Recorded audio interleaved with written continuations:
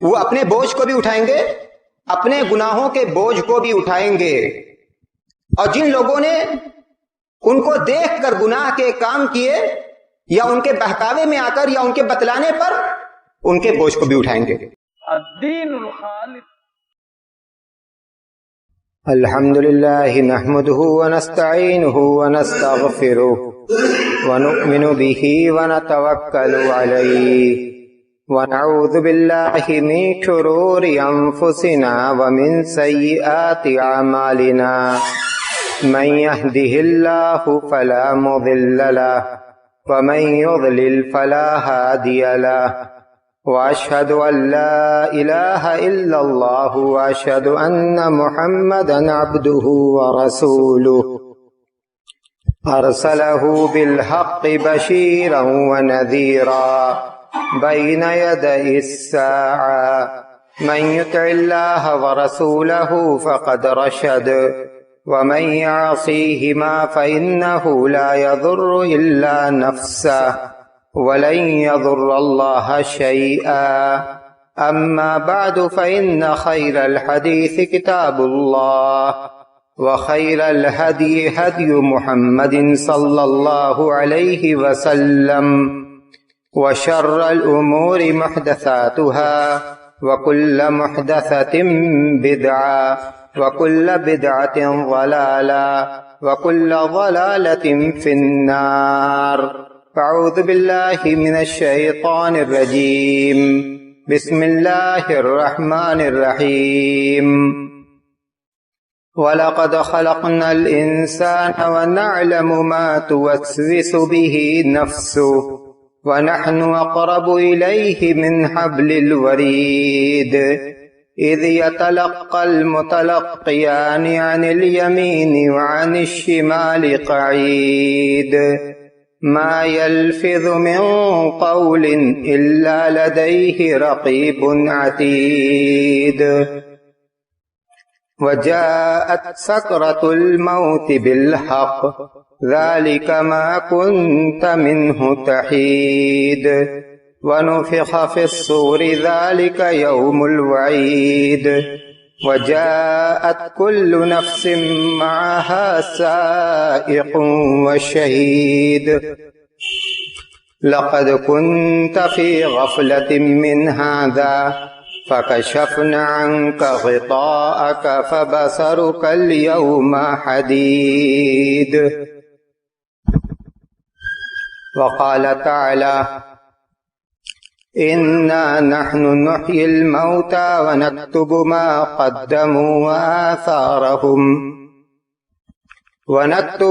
قدموا وآثارهم وكل شيء أحصيناه في إمام مبين۔ برادران اسلام، محترم بزرگوں، عزیز بھائیوں، ماں اور بہنوں،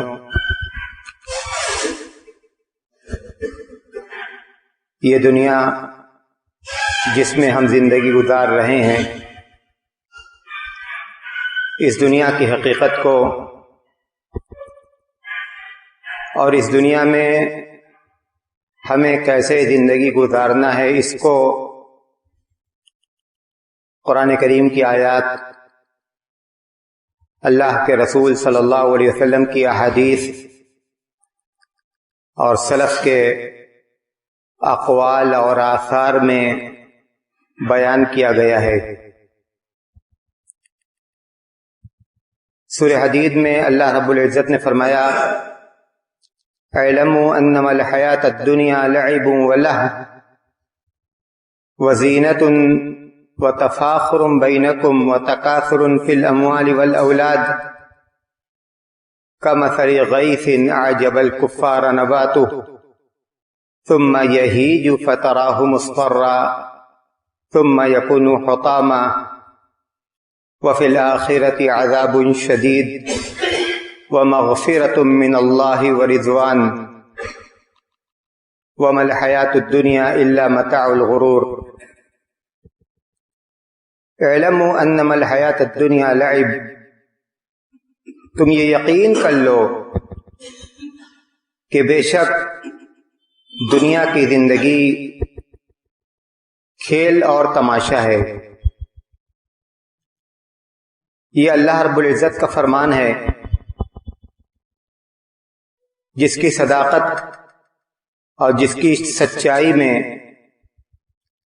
کسی بھی قسم کا شک اور شبہ نہیں کیا جا سکتا۔ دنیا کی حقیقت کو،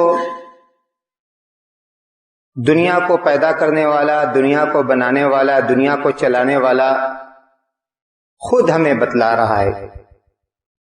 یقین کر لو کہ بے شک دنیا کی زندگی کھیل اور تماشا ہے، وزینہ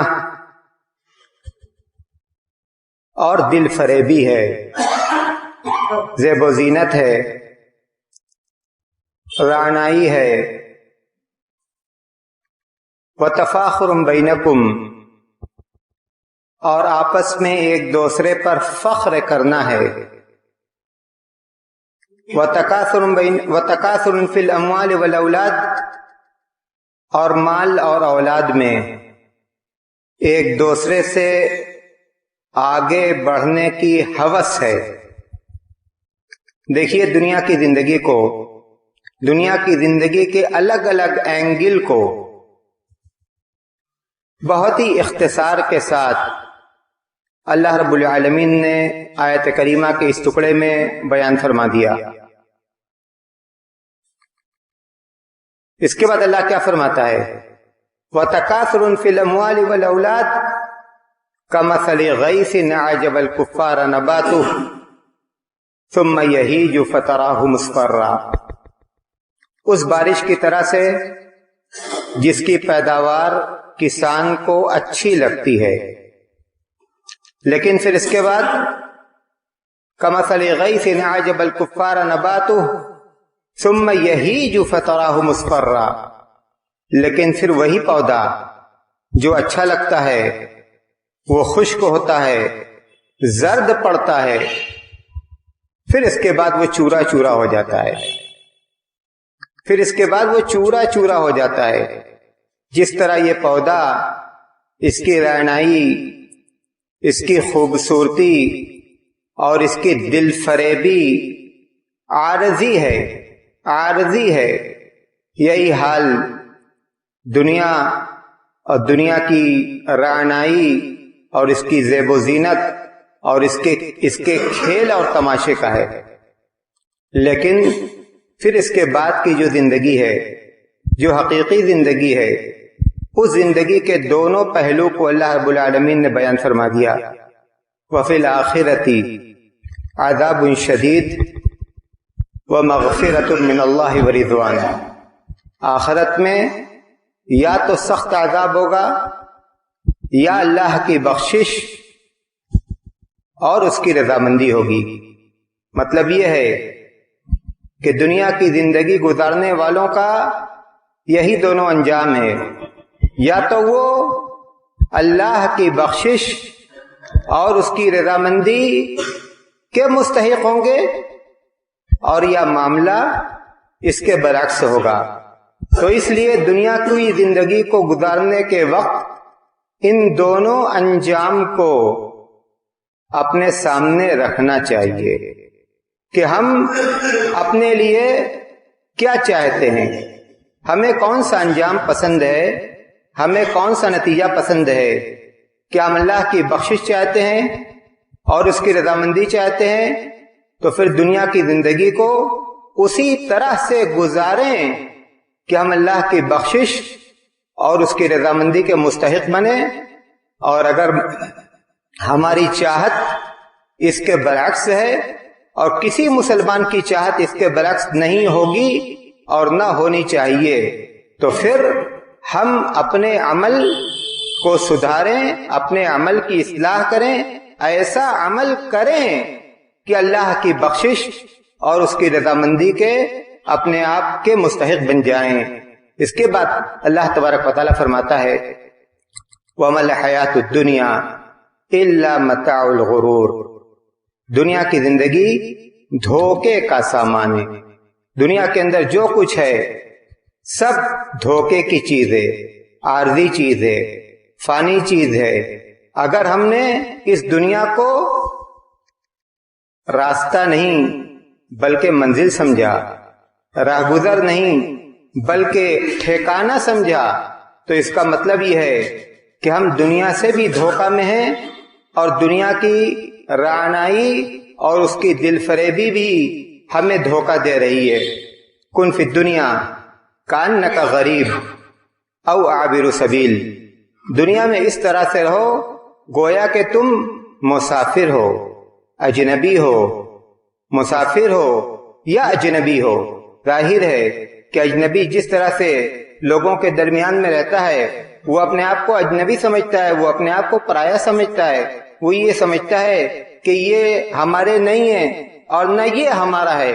اسی طرح سے دنیا کو بھی سمجھو کہ یہاں نہ تو ہمیشہ رہنا ہے اور نہ یہ چیزیں، دنیا کی یہ رعنائی، دنیا کی یہ دل فریبی، دنیا کا یہ جو دنیا کا نیا نقشہ ہے، یہ نقشہ ہمارے کام آنے والا ہے، بلکہ اسی کو تو وَمَا الْحَيَاةُ الدُّنْيَا إِلَّا مَتَاعُ الْغُرُورِ کہا گیا ہے کہ یہ دھوکے کا سامان ہے، یہ دھوکے کا سامان ہے۔ اس کی رعنائی، اس کا کھیل تماشا، اس کی زینت، اس کا تفاخر، اس کا تکاثر، یہ سب چیزیں ایسی ہیں کہ جس کو شرعاً مرغوب اور محبوب نہیں قرار دیا جا سکتا۔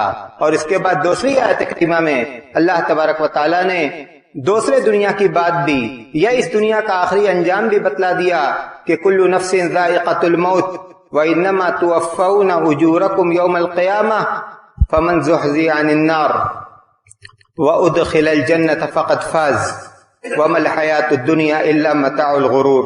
دونوں آیتوں کو ایک ہی بات پر ختم کیا گیا اور دونوں آیتوں کے اندر ایک ہی حقیقت کو دہرا دیا گیا۔ دوسری آیت کریمہ میں اللہ تبارک و تعالیٰ فرماتا ہے کہ کل نفس ذائقۃ الموت، کہ ہر شخص کو موت کا مزہ چکھنا ہے۔ جو شخص اس دنیا کے اندر آیا، امیر ہو، غریب ہو، صحت مند ہو، بیمار ہو، چھوٹا ہو، بڑا ہو، آقا ہو، گدا ہو، اس کو دنیا کے اندر ہمیشہ نہیں رہنا ہے۔ کل من علیہا فان، جو بھی اس دنیا کے اندر ہے فنا ہونے والا ہے، موت کے گھاٹ اترنے والا ہے۔ اینما تکونوا یدرککم الموت ولو کنتم فی بروج مشیدہ، تم جہاں رہو گے موت تم کو دبوچ لے گی، موت تم کو دبوچ لے گی، موت تم کو پا لے گی۔ مضبوط قلعہ کے اندر رہو گے تب بھی موت سے چھٹکارا نہیں ہے۔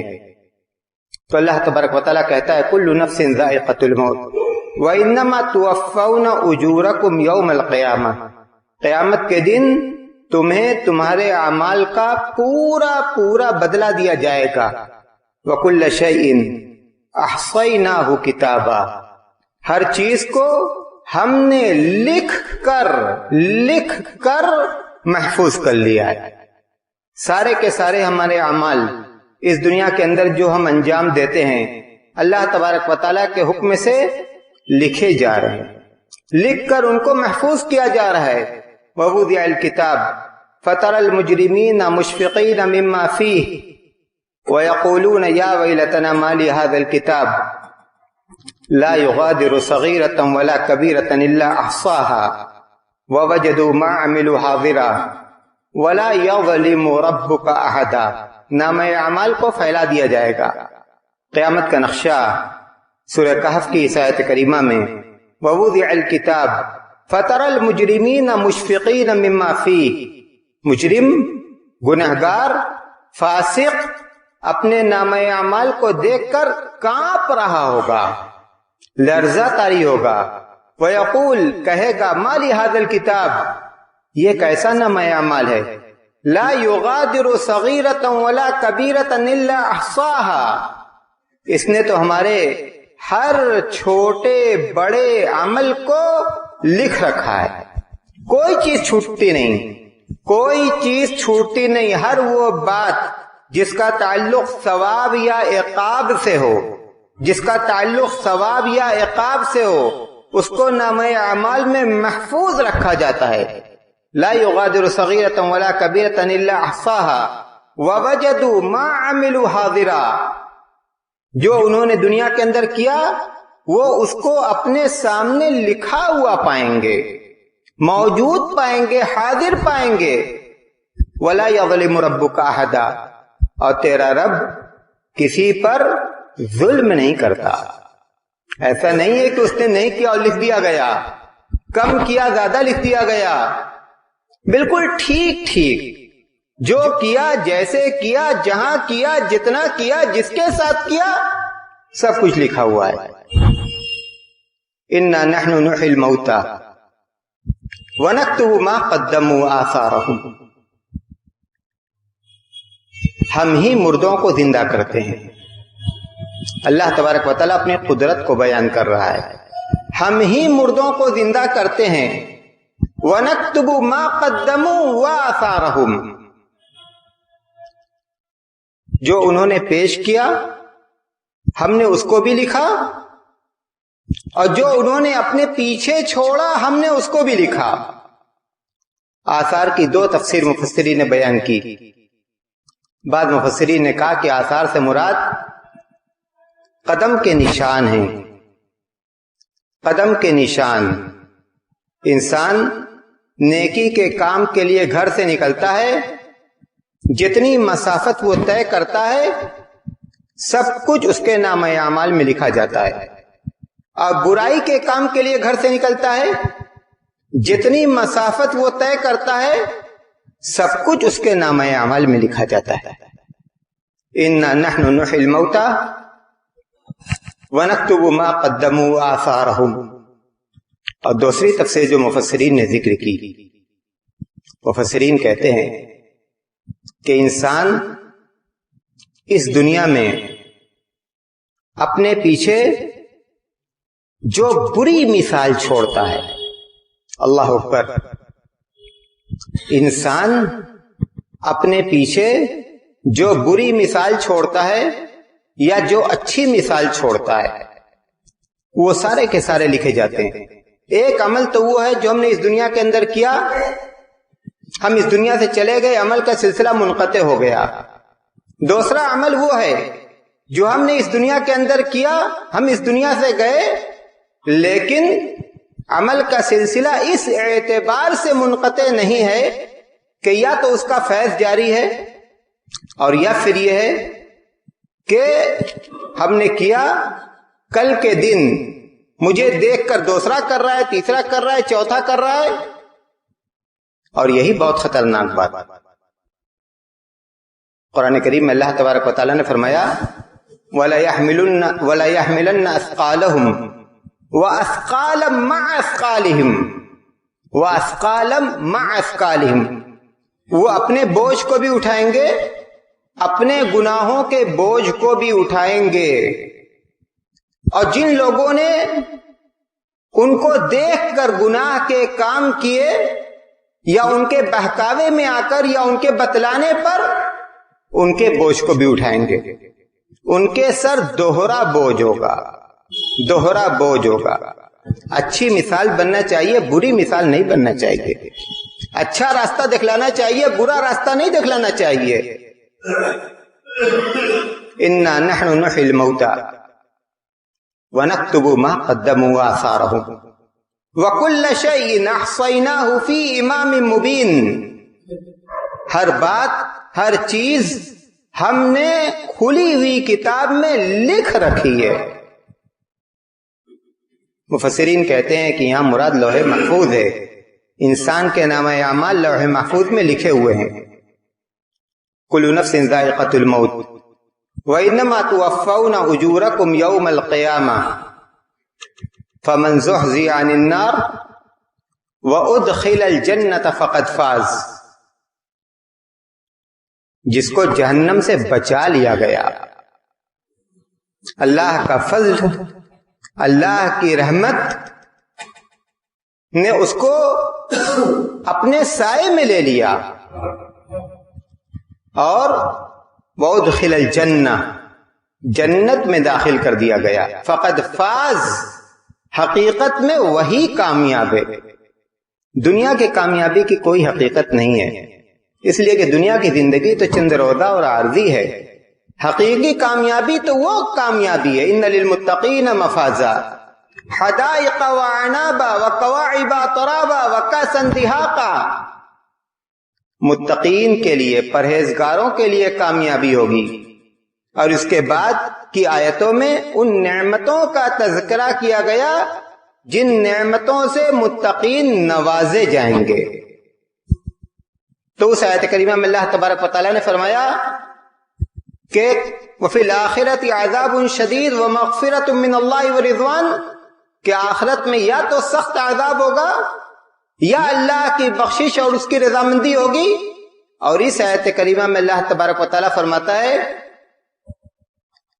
کہ کل نفس ذائقۃ الموت وانما توفون اجورکم یوم القیامہ فمن زحزح عن النار وادخل الجنۃ فقد فاز. جس کو جہنم سے بچایا گیا اور جنت میں داخل کیا گیا تو وہی کامیاب ہے. وما الحیات الدنیا الا متاع الغرور، اور دنیا کی زندگی تو دھوکے کا سامان. دھوکے کا سامان. کس طرح سے ہمیں دنیا کی زندگی گزارنی ہے؟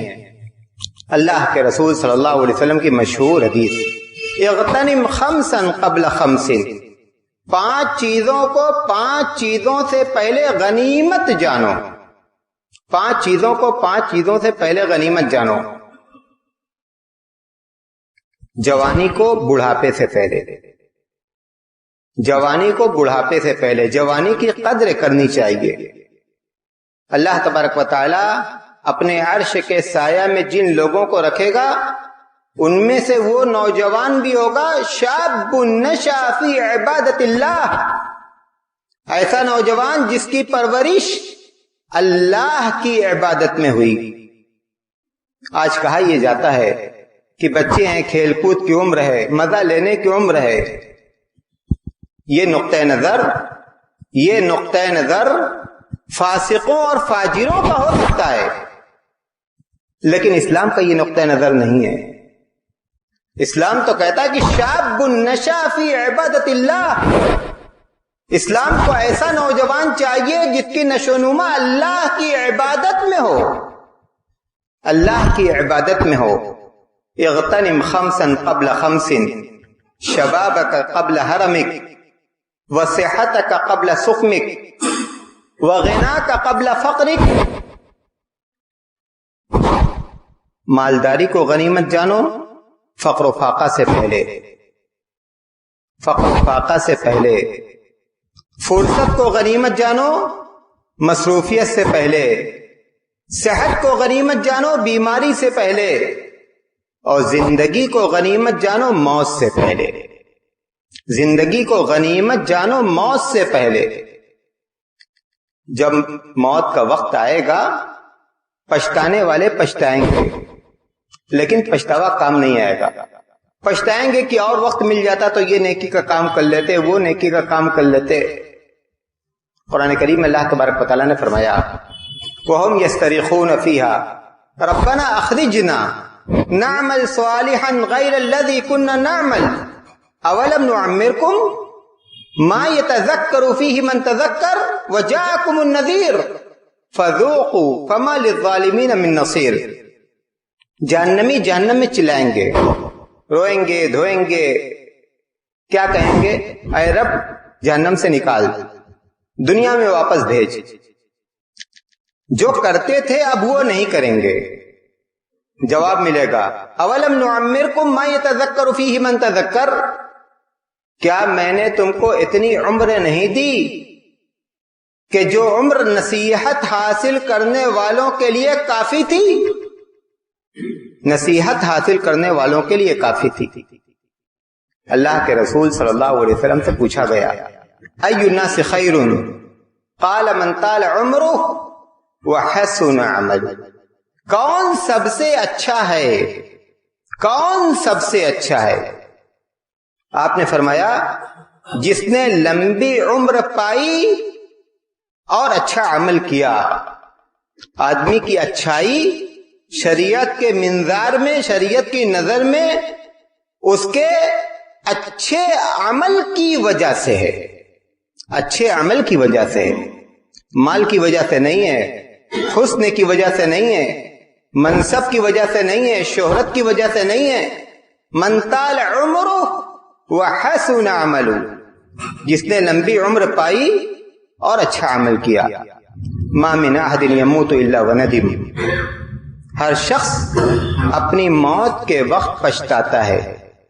ان کان محسنا ندم اللہ یکون قد ازداد، نیکوکار تھا تو پچھتاوا اس بات کا کہ اس نے اور زیادہ نیکی کیوں نہیں کی، اور اگر گناہگار تھا تو پچھتاوا اس بات کا کہ اس نے گناہ کے ان کاموں کو کیوں نہیں چھوڑا، گناہ کے ان کاموں کو کیوں نہیں چھوڑا۔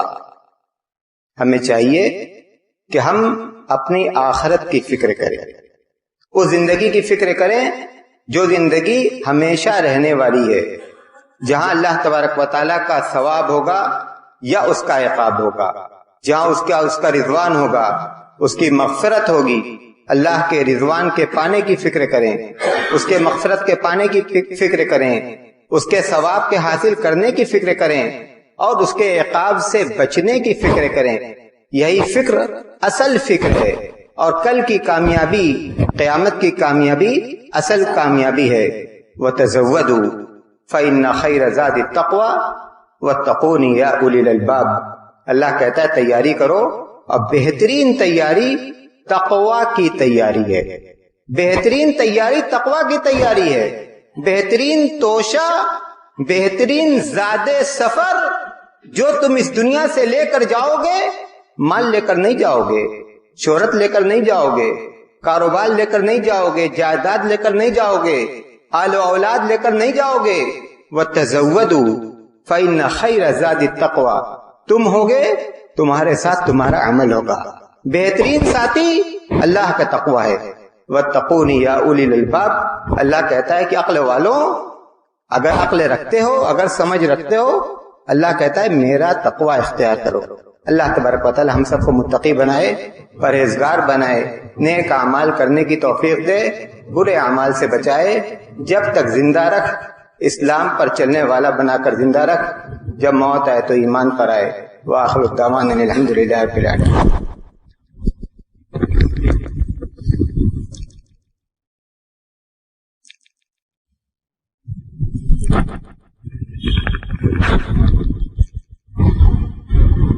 الحمد لله نحمده ونستعينه ونستغفره ونؤمن به ونتوكل عليه ونعوذ بالله من شرور أنفسنا ومن سيئات أعمالنا من يهده الله فلا مضل له ومن يضلل فلا هادي له وأشهد أن لا إله إلا الله وأشهد أن محمدا عبده ورسوله أما بعد فأعوذ بالله من الشيطان الرجيم بسم الله الرحمن الرحيم إن الله وملائكته يصلون على النبي يا أيها الذين آمنوا صلوا عليه وسلموا تسليما اللهم صل على محمد وعلى آل محمد كما صليت على إبراهيم وعلى آل إبراهيم إنك حميد مجيد اللهم بارك على محمد وعلى آل محمد كما باركت على إبراهيم وعلى آل إبراهيم إنك حميد مجيد عباد الله رحمكم الله إن الله يأمر بالعدل والإحسان وإيتاء ذي القربى وينهى عن الفحشاء والمنكر والبغي